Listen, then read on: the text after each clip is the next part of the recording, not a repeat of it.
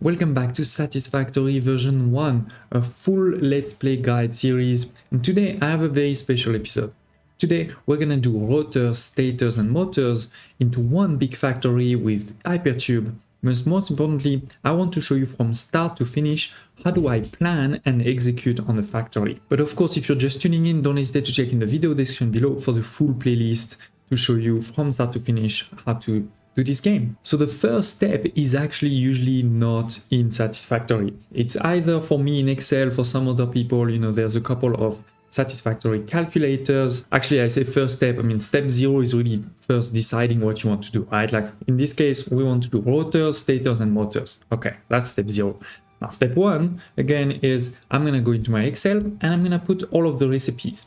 At the beginning of the game, I'm putting only the standard recipe. Later in the game, when I start unlocking, more and more of the hard drive alternate recipes, then I'm gonna put those ones too. Right? So I put all of those recipes. If there is alternate recipes, I'm gonna choose which one, I feel works best. And then second step is I'm gonna put a number of assemblers, constructors to start to equilibrate the numbers. And the goal usually is either to make only one resource at the end or to make a couple. In this case, we want to make motors, rotors, and stators into this factory. So these ones need to be positive. Everything else in terms of intermediary resources needs to be at 0. I don't want to produce more screws than necessary. And obviously I don't want to produce less screws than necessary either. And then at the end, usually you get into either the ingot step or, the actual ore step, where it's going to be negative because this is what you need, right? You need those inputs. Then what I'm going to do is I'm going to sum per resource the total, right? So let's assume I need, copper ingots, steel ingots, and iron ingots. I know that with the standard recipe, at least, that means I need some iron, some coal, and some copper. For the copper, it's easy. It's the amount of copper ingots. For the coal, it's the steel ingots. For the iron, it's both the iron and the steel, right? You need to sum them up. So that gives me, okay, to make these numbers here, how much do I need, right? And then at that point, there may be some iterations. It could be that I find those numbers a bit too small, I find those numbers a bit too big, right? And therefore I'm gonna iterate. Let's assume, for example, that the number of iron was 1000 and I'm still in the beginning of the game. I'm gonna be like, okay, that's too ambitious. 1000 of iron feels like too much, too many mines. So let's decrease. Instead of making 5 motors, let's see, okay, let's make half of that, right? And so I'm gonna change those numbers here to decrease that and make half of that. So at this step, right, I know how much I'm going to produce, 5 of each. I know how many buildings I need, right? I know basically I'm gonna need, 8 assemblers and something like 28 constructors. I know how much of the raw resources I need, right? Almost 240 of iron, a bit more than 60 of coal, and 60 of copper. So then we're gonna go to the next step, step 2. And that one is, again, to be honest, not often in the game. You can do it in the game, but it's easier to do it on a map like this, where I'm gonna look at, which resources I need. Okay, so I need the iron, I need the copper and the coal, all right? Then I can also make sure to take out the hard drive. And usually I'm gonna focus on, especially at the beginning of the game, on where I am, right? We started our base over here, so I'm gonna focus there. Later in the game, I'm actually probably going to look everywhere. Okay, where is the base place across the whole map? But again, at this time in the game, we're probably going to focus more on this part here. I know also what I'm already using, right? I know I'm already using this coal here, for example. I'm already using this coal there. So that means if I need more coal, this is probably more over here, right? So I'm gonna start looking, and this is a bit of trial and error, right? I'm not saying there's a perfect solution, but look at this, for example, right? We have some coal, we have some iron, and we have some copper very close to each other. And this is enough, right? Because there's enough coal, there's a pure node of copper, so definitely more than 60. And there's a pure node of iron. So Mark II at 100% is 240. That's exactly what we need. This is also maybe where I'm going to decide that, you know, do I take more mines? Like, let's assume I needed a lot more of copper. Do I go also for this copper pure node there, or do I overclock this one, right? But yeah, I choose basically where I'm gonna be. So in this case, we're gonna be over here. And then it's probably time to go into the game. So at that point in, we're gonna go into the game. Step 3, and I'm gonna put, okay, what do I need? I need 8 assemblers, right? That's what we saw in the Excel, 28 constructors. I'm gonna look also for, you know, how much smelters, foundry, miners I need. And then I'm also usually going to add a couple of other things. Like I'm gonna add, and I'm not saying I know I need exactly 200 power lines. I can't predict that exactly up front, but you know, you can put some numbers to make sure that you have a couple of you know, resources to make your power lines, your power pole, one power switch, same for logistics, right? That you have some belts.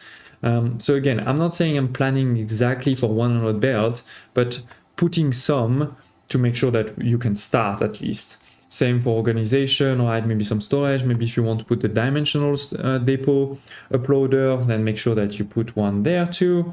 If you're planning to have, you know, trucks, in this case, maybe hypertube, some foundation. And again, I'm not saying I need 200 foundations. I don't know how many I need, but putting some is good.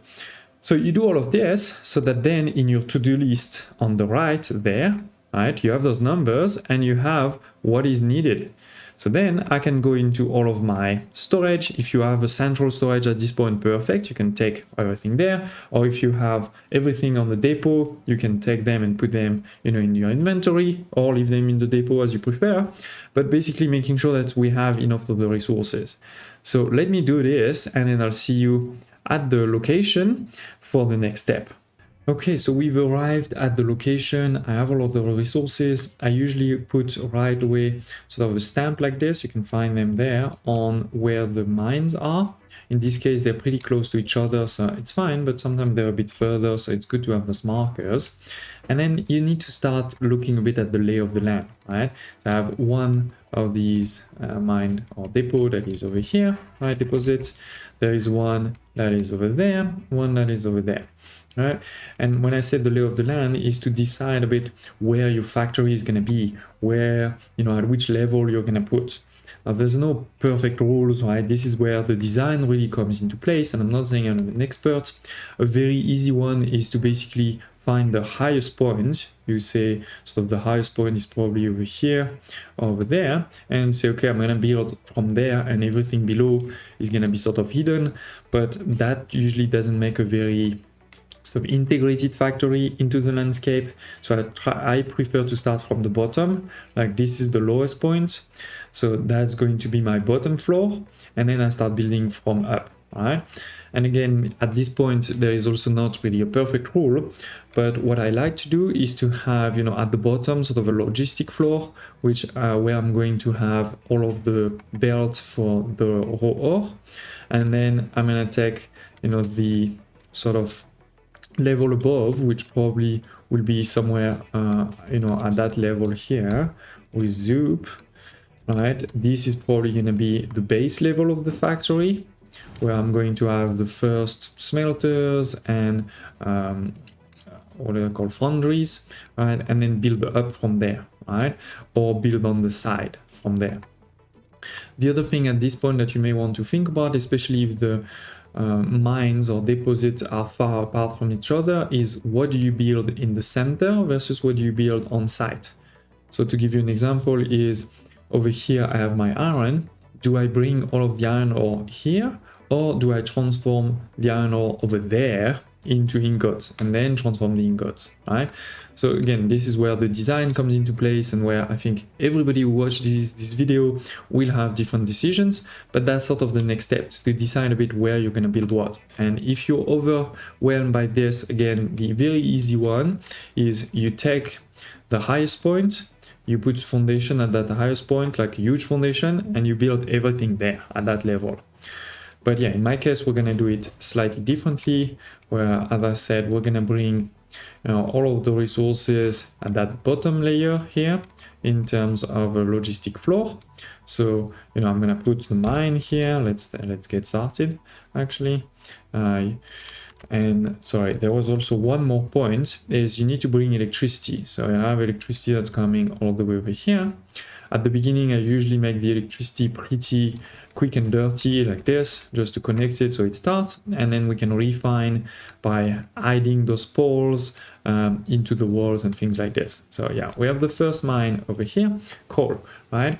And this is also at the point where usually you can recheck your Excel and see, okay, I need to be very precise, 67.5 coal. In the miners, usually I like to put just a bit more so that the sort of belts are saturated quickly. So usually I even keep it, at the maximum at the beginning, and then I will decrease it, in this case, probably to something like 68. But at the beginning, even fine to leave it completely completely at the maximum, so the belts get saturated, especially if you're using more of a manifold rather than a load balance, right?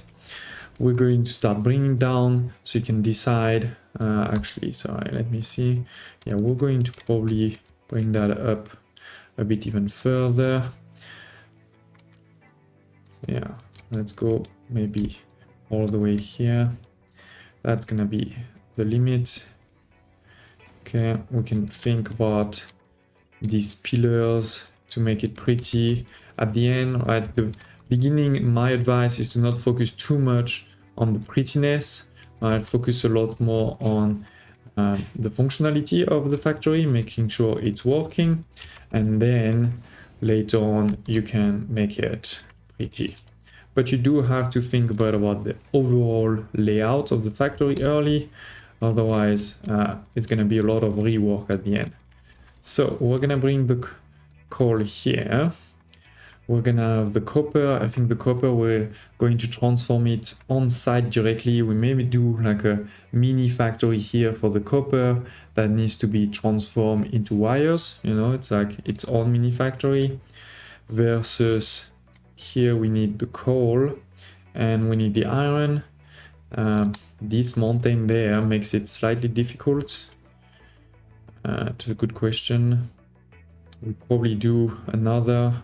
We do the coal and like the steel and iron factory maybe over here, and then we bring it all together into a level above for the motors or rotors and the stators.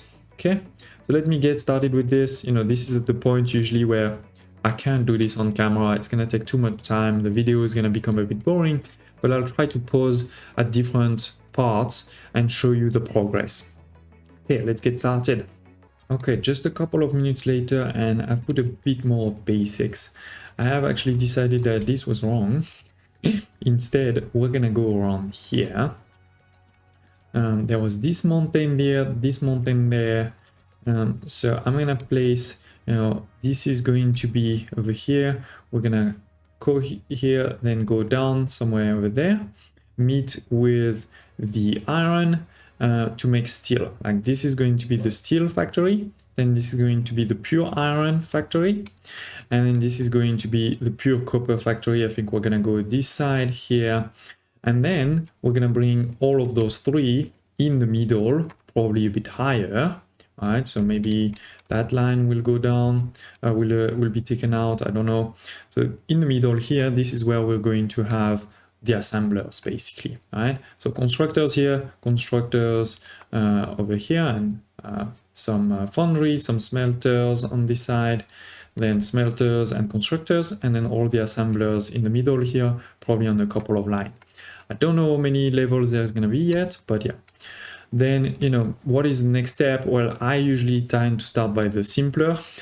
So we're getting, the copper. The copper is pretty simple, right? It's only 60. So that's 2 smelters at 30. Then I'm going to expand that over here, right? Like that, zoop. And again, playing with sort of the terrain. I don't want to be completely in space and not linked to the floor. So the sides of my factory will always be close to where there's mountain, at least for now. So yeah, we're going to merge, then we're going to put our constructors. I think it's 4 constructors, so I can do either you know, a linear 4 or 2x2. And by the way, this is also the step where you may realize that you need some blueprints, because let's assume, you know, you need, for example, 25 constructors that are exactly the same, then you should have a blueprint. In this case, we're still in a relatively low number. Like for example, for the copper, I need 4 constructors. It's gonna be very quick to place 4 constructors, 4, you know. So you could have a blueprint, you could make specific blueprint for this factory, or you can just go manually. So yeah, let's continue. Okay, so I've definitely started to make some progress. We have over here, the copper one is done, 120 of wires. We have the mine, we have the 2 smelter that I showed you before, and then those 2 smelters are splitted. You know, that we split the resources made in each into 2, because this is making 30 and each of the constructors is taking 15 into wires, right? So 15, 15, 15, 15. And then in the back, we're going to merge all of it. We have one sort of temporary storage container, right? And then it's gonna go up.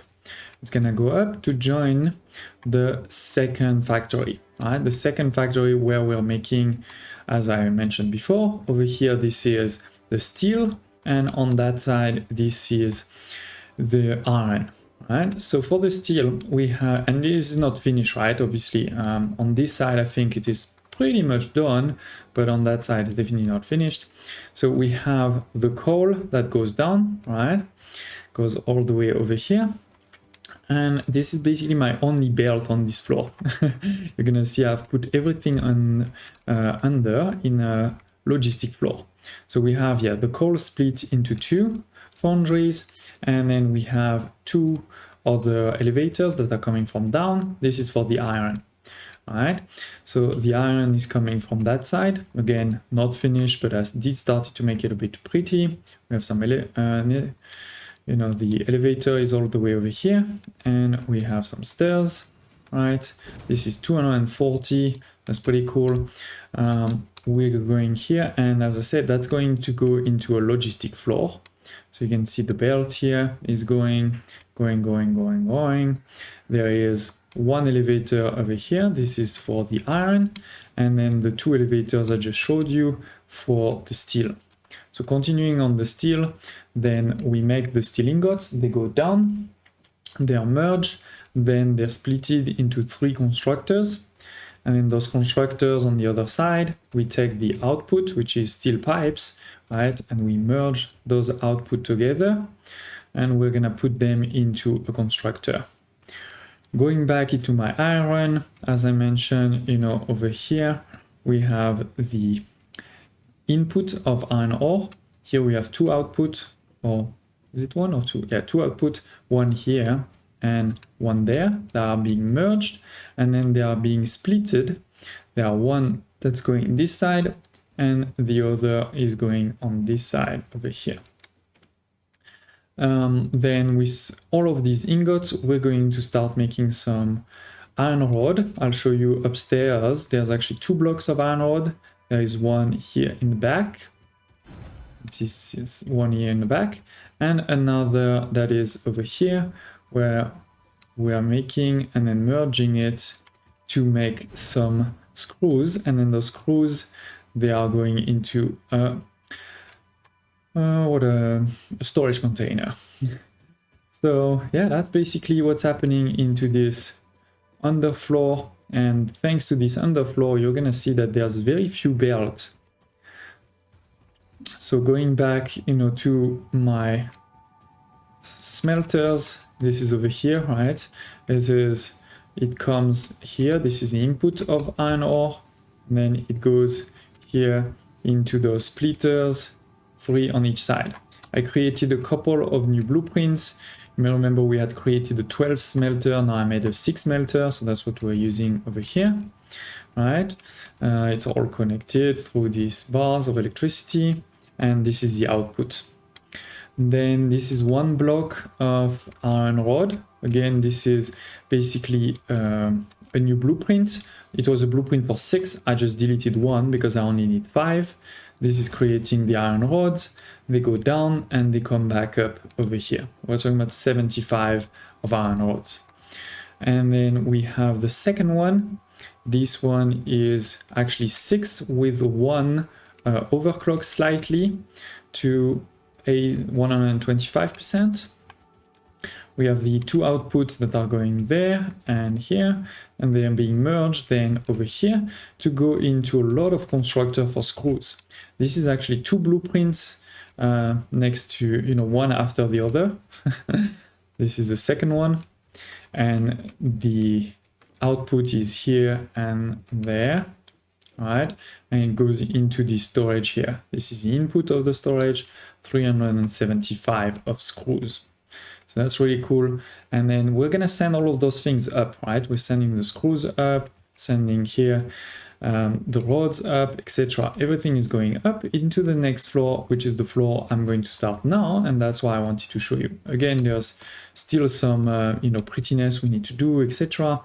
But functionally, this is working.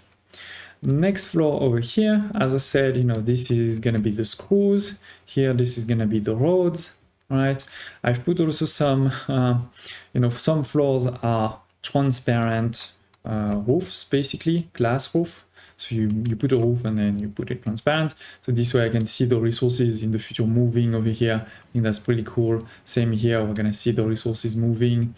And yeah, here we have the pipe, and then here we have the wires that are coming from that other factory, right? So going up now, I know that I need 3 assemblers for the wires with the pipe. That's gonna be those 3 here. And then I need 4 or 3 point something, 375 if I remember correctly, for the screws with the other thing. So I think actually these ones we're gonna put even further, maybe somewhere, let me take the coloring, maybe I'm too far, maybe somewhere over here, so that I actually have the space in the middle here to put the final assembler we need, which is gonna be for the motors. And then that way maybe we put the 3 outputs, the 3 stuff containers over here, like 1, 2, yeah, over here, and then yeah, we can make them go down there. Okay, so that's the idea. Let me work on this. As I said, let's start by moving some of these a bit closer here. All right, the idea is we need to leave just a bit of space like that. Okay, so let's put them as close as possible. We're gonna need to bring electricity, of course, as always. But yeah, and don't hesitate, to tell me if you have any questions, thoughts. But let me start working on this, and I'll see you in a couple of minutes. Jumping into the future, and here we are. We have some rotors. We already made that before, so it's not so new. But we also have now some stators and some motors. All production done. And the cool thing is we're making the production on top, but I'm bringing it down at the bottom. So anytime I want to grab, it's a lot easier. Right? It's not fully finished. I haven't done the decoration. Also, I haven't put an awesome sink anywhere yet. So that is definitely left to be done. But let me show you a bit what we've done. Right? Going back to the top level. So as promised, we have over here 4 assemblers, right? One of them is slightly underclocked.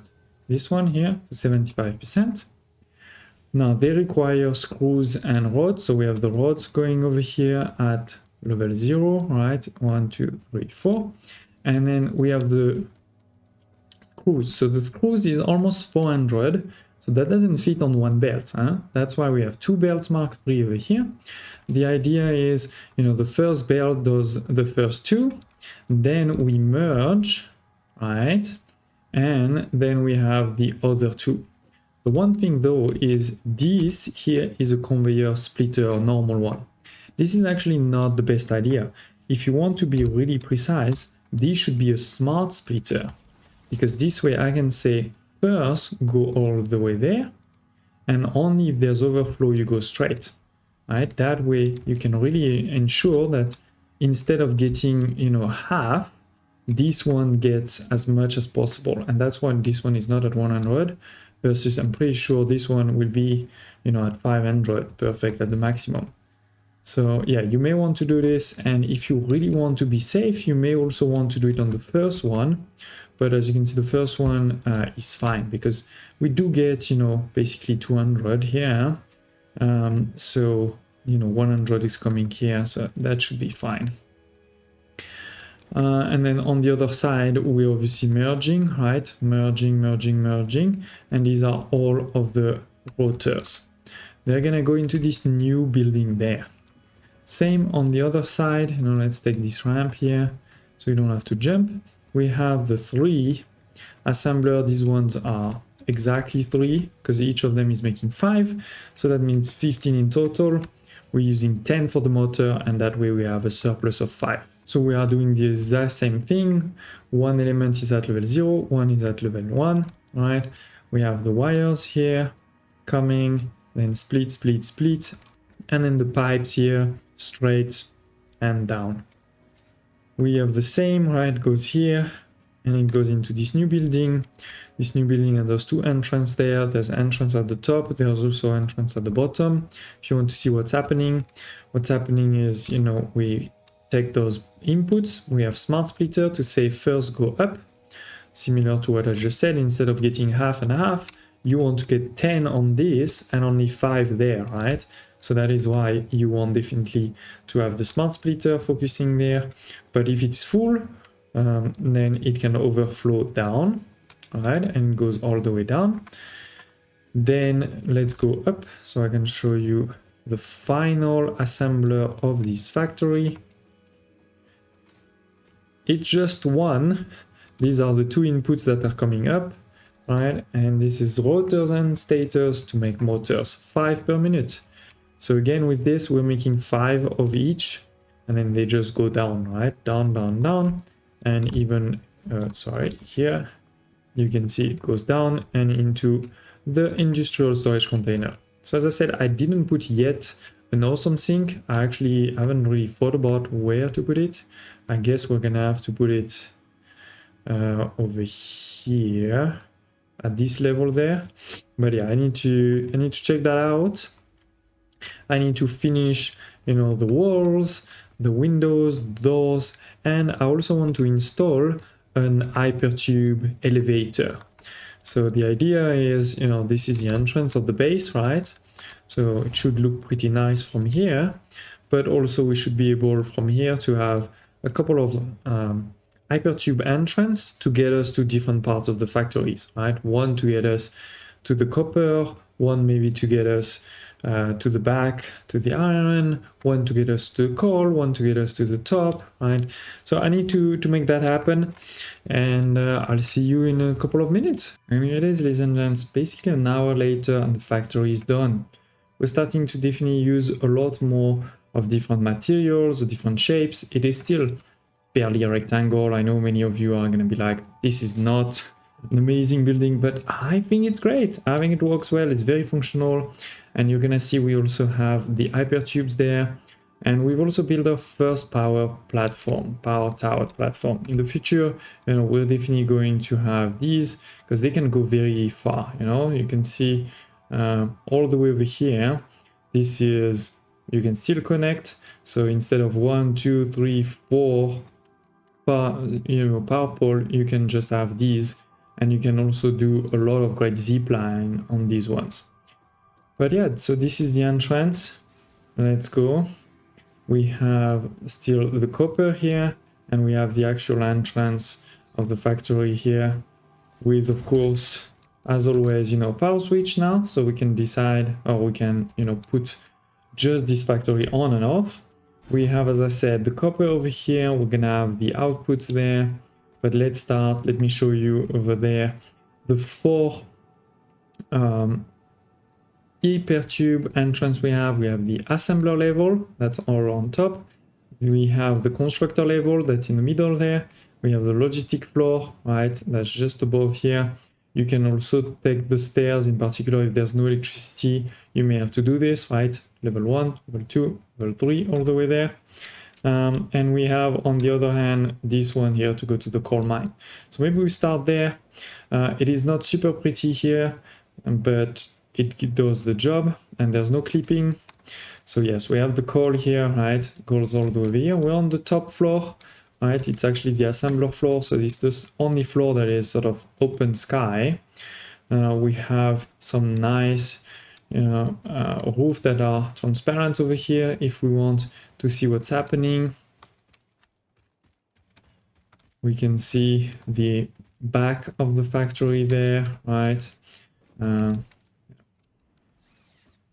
So this is the coal, it goes down right into the factory. Let's go back, of course all of those hypertube work both ways. So we can go back to the entrance over here, and then we can take first the logistic floor, right? We're in the logistic floor.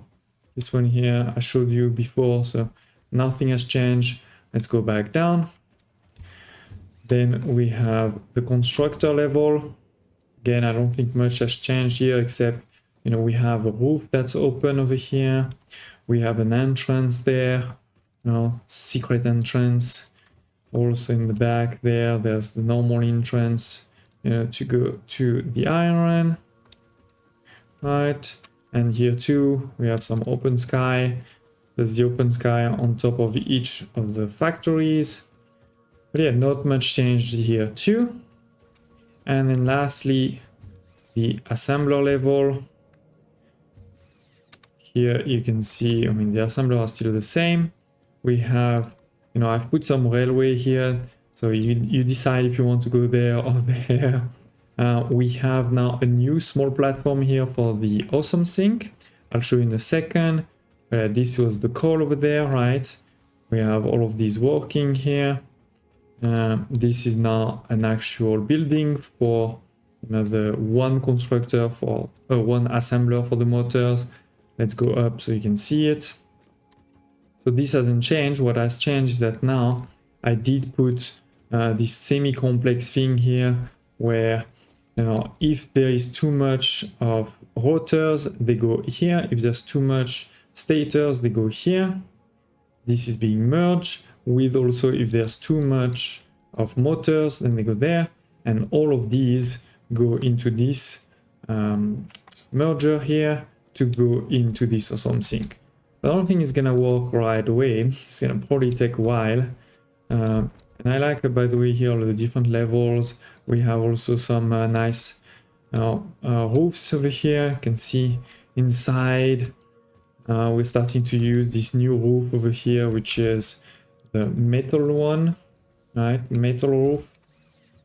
So here that is. You can see inside in most places. We have the outside here, right? And this is what I meant before. It's gonna take a while before this is actually full, but this is working well. Especially if you look at the motors, we have made almost half. I've put pillars here and there, right, to try to show how we support all of those things. Don't hesitate to tell me, if you have any questions, thoughts, any way to make it better in the future. But again, I do think it's pretty okay. It's not perfect. It's not a master building, but I also not a full-time content creator. I don't have the time to spend like 60 hours on one factory. So yeah, and I try to make it even in the back, in the front. There is different visuals, different tabs. And the most important thing is it is working on 100%. At least that's the most important for me. We have signs here and there, right? Like 240 of iron over here, all those type of things. And I think that sort of concludes this episode, to be honest. So I know we only did one factory, but it is very important. And I hope you enjoy me showing you how to do it from start to finish. I think that was quite important for some of you that maybe are new to the game to see. Yeah, there's, by the way, ways to go in and out, to go up and down everywhere in the factory, right? So yeah, it's a fully functional real factory. In the next episode, obviously, we're gonna want to do the last item of phase 2 and move to phase 3. I know, by the way, I haven't put any any dimensional depots for this one. It's because I don't think we need to. Usually you don't need that much of these resources, but maybe I'll change my mind in the future. We'll see. Oh no, wait, big bonus for those of you that stay to the end. there is a secret thing over here, right? Close to the entrance, close to the output. And by the way, this is what I always do. The outputs are not at the top of the factory where it takes a long time to get there. They're always very easy to get towards the entrance. But yeah, there's a secret thing here. We have a workbench and we have a small personal box with some basic material. You may remember I said in the past, just realized we're missing one actually. So let's get that in. You may remember I said it in the past is I always love to have, a bit of the basic materials, things that, like to make some foundation or a couple of walls that are available on the factory premises. So if I need to make a change and I forgot to bring, I always have a bit. So yeah, I know it's a bit of a meme, but yeah, we have this here. Now that's the end. You can smash the like button. Thank you.